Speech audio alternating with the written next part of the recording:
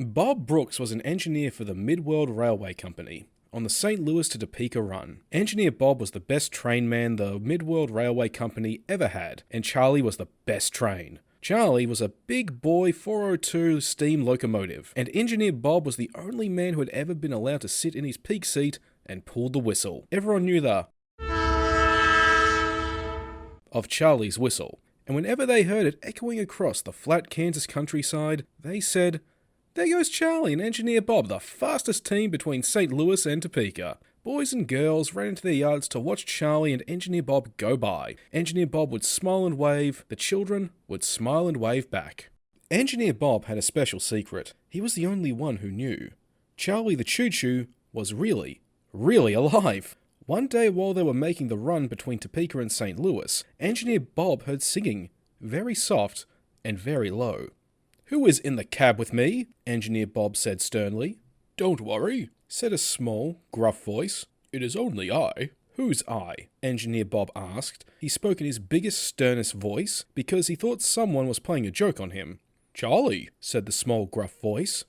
"Hardy ha ha," said Engineer Bob. "Trains can't talk. I may not know much, but I know that. If you're Charlie, I suppose you can blow your own whistle." "Of course," said the small, gruff voice, and then the whistle made its big noise rolling out across the Missouri plains. "Goodness," said Engineer Bob. "It really is you." "I told you," said Charlie the Choo Choo.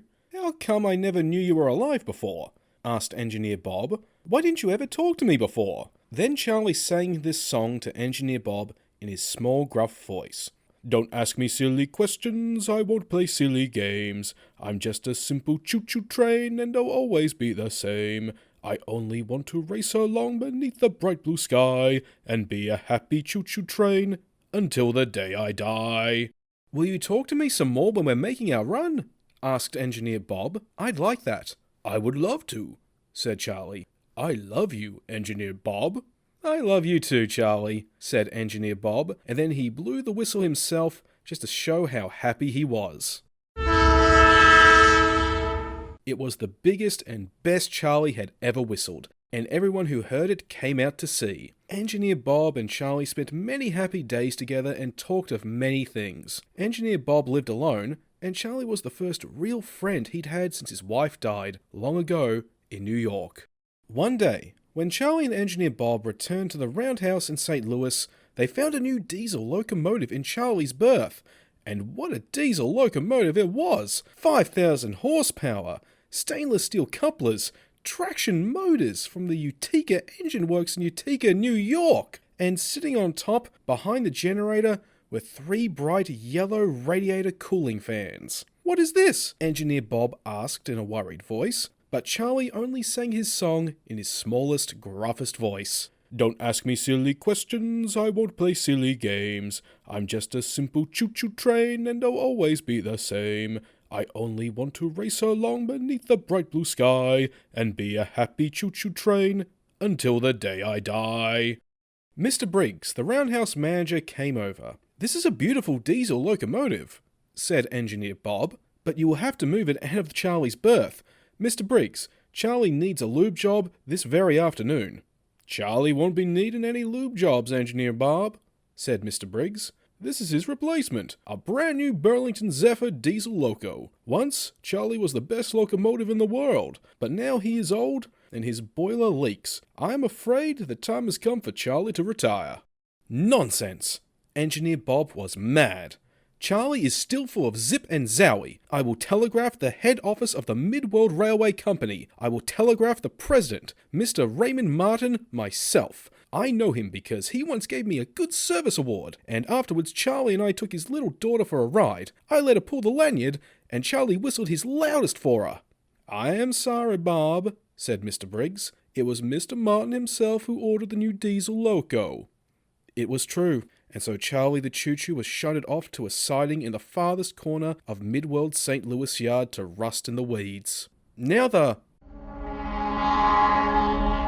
of the Burlington Zephyr was heard on the St. Louis to Topeka run, and Charlie's whistle blew no more. A family of mice nested in the seat where Engineer Bob once sat so proudly, watching the countryside speed past. A family of swallows nested in his smokestack. Charlie was lonely and very sad. He missed the steel tracks and the bright blue skies and wide open spaces. Sometimes, late at night, he thought of these things and cried dark, oily tears. This rusted his fine Stratham headlight, but he didn't care, because now the Stratham headlight was old, and it was always dark. Mr. Martin, the president of the Midworld Railway Company, wrote and offered to put Engineer Bob in the peak seat of the new Burlington Zephyr. "It's a fine loco, Engineer Bob," said Mr. Martin. "Chock full of zip and zowie, and you should be the one to pilot it. Of all the engineers who work for Midworld, you are the best. And my daughter Susanna has never forgotten that you let her pull old Charlie's whistle." But Engineer Bob said that if he couldn't pilot Charlie, his days as a train man were done. "I wouldn't understand such a fine new diesel loco," said Engineer Bob, "and it wouldn't understand me." He was given a job cleaning the engines in the St. Louis yards, and Engineer Bob became Wiper Bob. The other engineers who drove the fine new diesels would laugh at him. "Look at that old fool," they'd say. "He cannot understand that the world has moved on." Sometimes, late at night, Engineer Bob would go to the far side of the rail yard, where Charlie the Choo Choo stood on the rusty rails of the lonely siding that became his home. Weeds had twined in his wheels, his headlight was rusty and dark. Engineer Bob always talked to Charlie, but Charlie replied less and less. Many nights, Charlie would not talk at all. One night, a terrible idea came into Engineer Bob's head. "Charlie, are you dying?" he asked. In his smallest, gruffest voice, Charlie replied, "Don't ask me silly questions. I won't play silly games. I'm just a simple choo-choo train, and I'll always be the same. Now that I can't race along beneath the bright blue sky, I guess that I'll just sit right here until I finally die."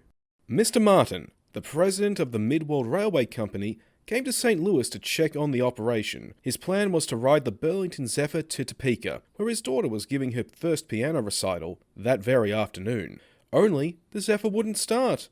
There was water in the diesel fuel, it seemed. All the other trains were out on their runs. What to do? Someone tugged Mr. Martin's arm. It was Wiper Bob, only he no longer looked like an engine wiper. He had taken off his oil-stained dungarees and put on a clean pair of overalls. On his head was his old pillow-tick engineer's cap. "Charlie is right over there, on that siding," he said. "Charlie will make the run to Topeka, Mr. Martin. Charlie will get you there in time for your daughter's piano recital." "That old steamer," scoffed Mr. Briggs. "Charlie would be 50 miles out of Topeka at sundown."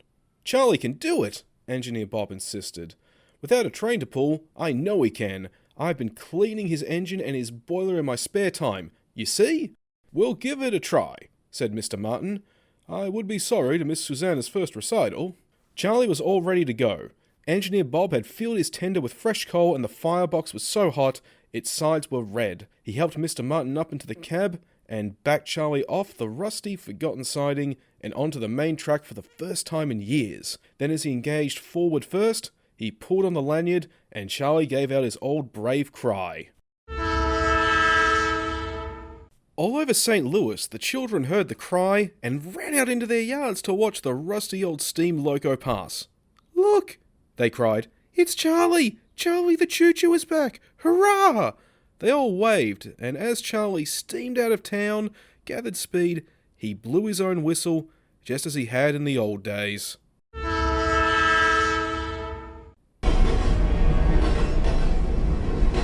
Went Charlie's wheels?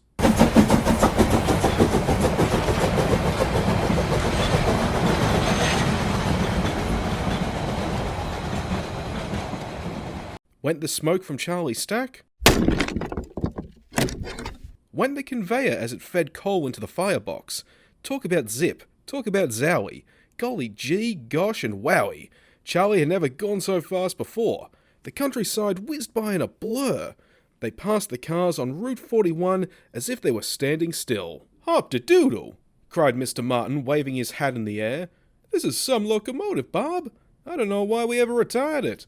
How do you keep the coal conveyor loaded at this speed?" Engineer Bob only smiled, because he knew Charlie was feeding himself, and beneath the and the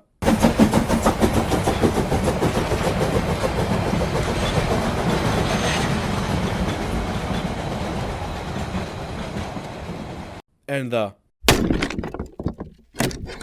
He could hear Charlie singing his old song in his low, gruff voice. Don't ask me silly questions, I won't play silly games. I'm just a simple choo-choo train, and I'll always be the same. I only want to race along beneath the bright blue sky, and be a happy choo-choo train until the day I die. Charlie got Mr. Martin to his daughter's piano recital on time, of course, and Susanna was just tickled pink to see her old friend Charlie again, of course. And they all went back to St. Louis together with Susanna yanking the hell out of the train whistle the whole way. Mr. Martin got Charlie and Engineer Bob a gig pulling kids around the brand new Midworld amusement park and fun fair in California, and you will find them there to this day, pulling laughing children hither and thither in that world of lights and music and good, wholesome fun. Engineer Bob's hair is white, and Charlie doesn't talk as much as he once did, but both of them still have plenty of zip and zowie, and every now and then, the children hear Charlie singing his old song in his soft, gruff voice.